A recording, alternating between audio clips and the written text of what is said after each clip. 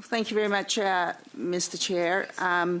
On clause 33, the NDP is proposing some amendments to it, noting that while Bill C-20 includes the statutory reporting requirement to Parliament, the NDP amendment proposed an annual report to Parliament concerning the Build Canada Home's tangible progress and success towards its statutory purposes. The proposed reporting would require that Parliament receive yearly targets for the upcoming year, as well as progress outcomes measured against the previous year's targets. The metrics for these targets and progress reports would include the number of new units built with Build Canada Home financing, the municipality and province in which they are built, their affordability level, meaning that the dollar amount level of the federal government's, as well as the dollar amount the federal government's contributing, and the number of units created leveraging federal lands and their affordability level. The amendment proposes that the report to Parliament define affordable housing as housing is considered to be affordable if a household's total housing costs do not exceed 30% of its gross income, without prescribing what it should be in the legislation itself. Part 2A of the amendment would require reporting on the type of housing created by population served, i.e. transitional, single-family, seniors, students, etc.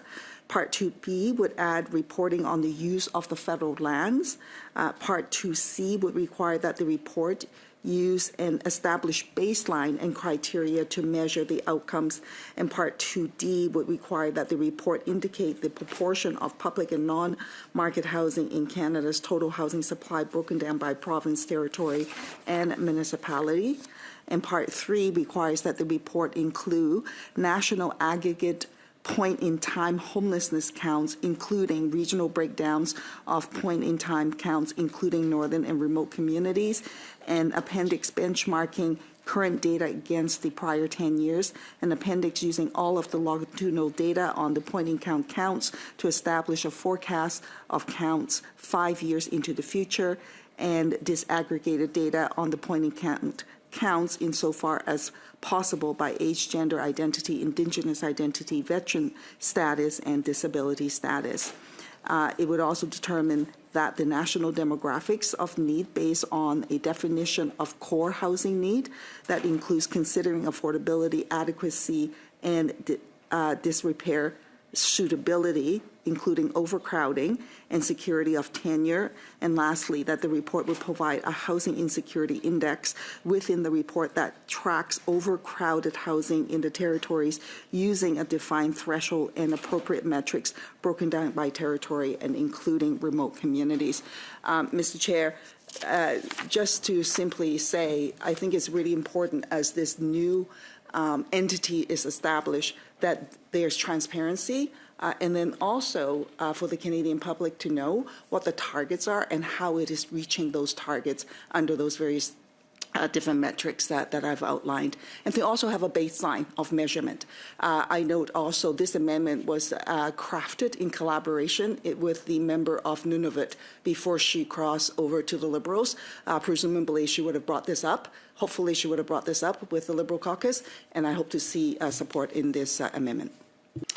Thank you very much, Mr. Chair. If the committee could indulge me for a minute to respond to the government's proposal. I understand that there would be annual reports. However, this specific amendment, I think, is very deliberate in terms of the information being sought, in terms of accountability. And with the overall annual reports, sometimes some of the information is incorporated, oftentimes it isn't.